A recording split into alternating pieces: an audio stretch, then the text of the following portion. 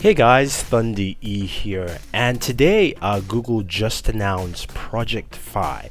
We've heard rumors over the last couple of months about Google's MVNO network, Project Fi. And if you're wondering what an MVNO network is, or MVNO is, it's a mobile virtual network operator. So Google is getting into the mobile network game. Now they are not building out their own network. They actually have gone to do some really cool partnerships. So something very interesting here. So Project Fi has been announced, and what Project Fi is basically a combination of Google's combining Wi-Fi as well as multi-networks together. So with Project Fi, you'll be able to hop between Wi-Fi and two of their partner carriers seamlessly without any break in connectivity. So the partners that they're working with are Sprint as well as T-Mobile. So you actually have two partners here with this, and what that means is that with your Project Fi smartphone, or your smartphone that actually uses this, which is just the Nexus 6,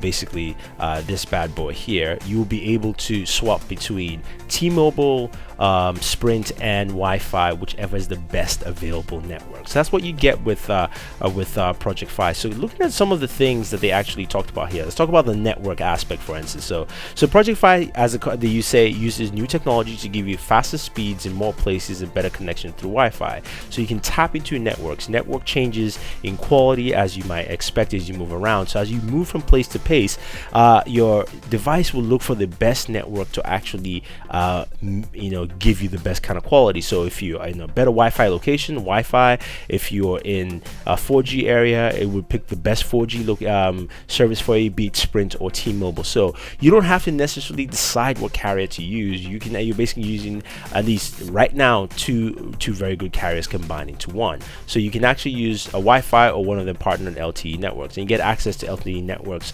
across the board from your different partners. Now they do have a map of their coverage, which is their combined coverage with the LTE networks that you can see on screen.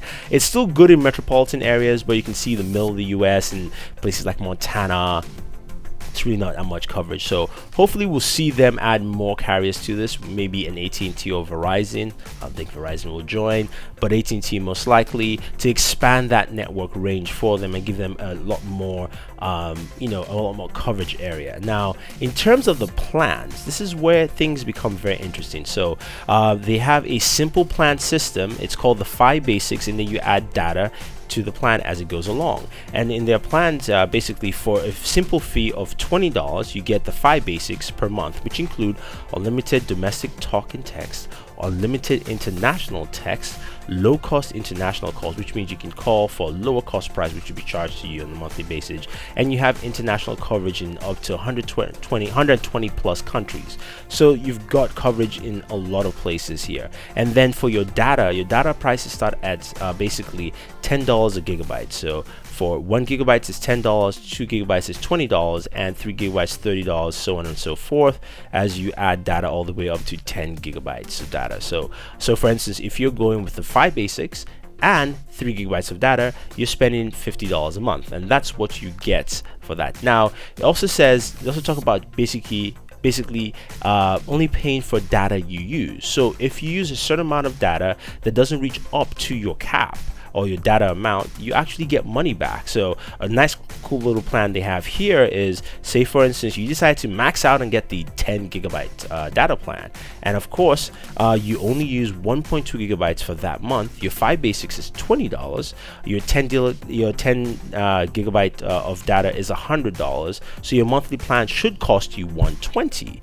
But because you only used 1.2, so you have unused credits of 8.8 gigabytes, you subtract that $88 out of 120, and your cost for that month will be $32. So there's no rollover data, but you do get a cashback amount every month. So basically you're going to get cash back for the $88, or you could say credit for $88 the next month. Depends on how they do. Not sure if it's going to be cash back to your month or just cash forward to your next billing statement. Not sure about that, but it's something that at least is nice that you're only going to be paying for data you use. So now Project Fi also makes communication much easier according to Google. So like you said, you can calls and text over Wi-Fi for much coverage.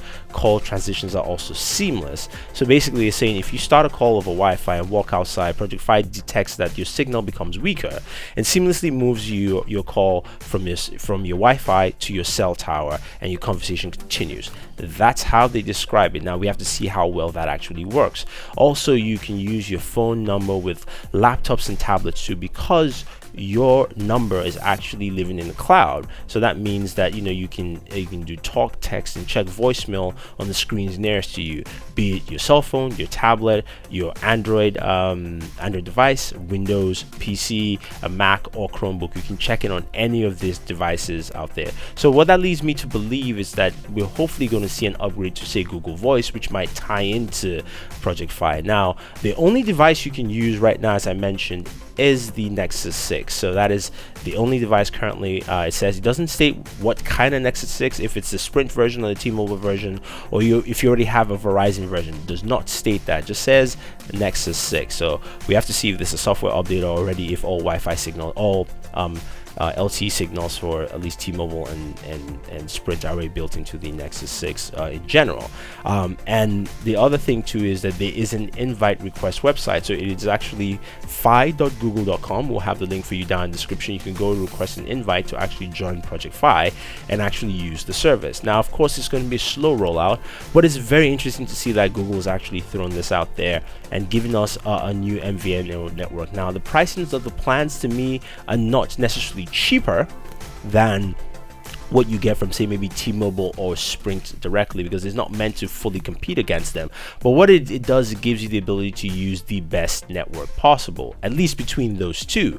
So think about it in the future tense. Say for instance, we now get an AT&T involved in here, which means that I should almost never have a drop call anywhere I am, because I should be able to move from Wi-Fi in my home, move outside, and maybe in my area T-Mobile has the fastest data speeds, and then once I'm traveling down the road, I get to an area, maybe I travel about 10 miles down, AT&T is much better, and I get to a certain area or closer to a friend's house, Sprint is better, it switches me automatically, and I get to my friend's house, I switch over to his Wi-Fi. Now the things I'm concerned about is how it actually switches from Wi-Fi to different Wi-Fi spots. We know your Wi-Fi at home is pretty easy because most likely you put in your Wi-Fi password. Same thing also with Wi-Fi at work or maybe at a friend's house. But if you go to, say, Starbucks, will it automatically switch you to Starbucks Wi-Fi network? We do know Starbucks has a lot of Wi-Fi locations. Even McDonald's has a lot of Wi-Fi locations around the country. Or would they also tap into things like Comcast? Comcast has free Wi-Fi through different networks and locations. So I want to see how it actually taps into those other types of networks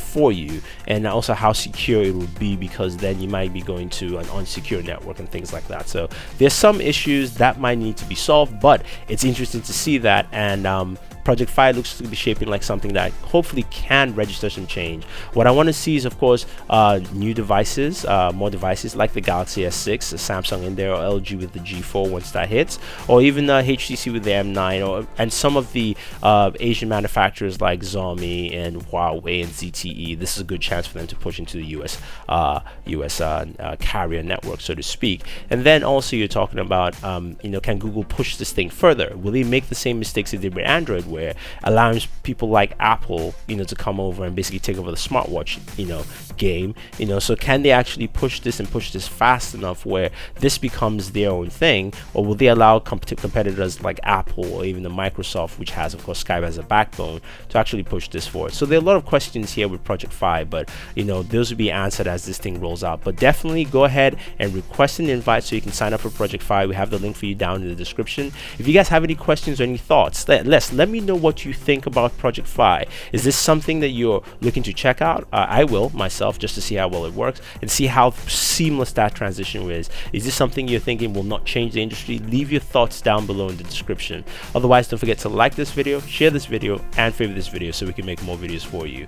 Do subscribe to the channel and always enjoy your entertainment.